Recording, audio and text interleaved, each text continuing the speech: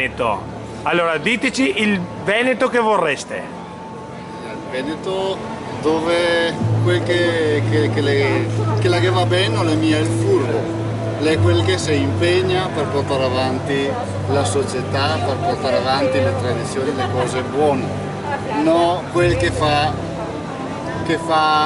finta di aver bisogno per quel che piange il morto per ciavare il vivo, se dice a Verona.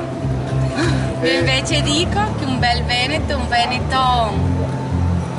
ribadisco, dove i valori come la famiglia, la tradizione, l'amore per la terra, per la patria, per il tutto va in primis.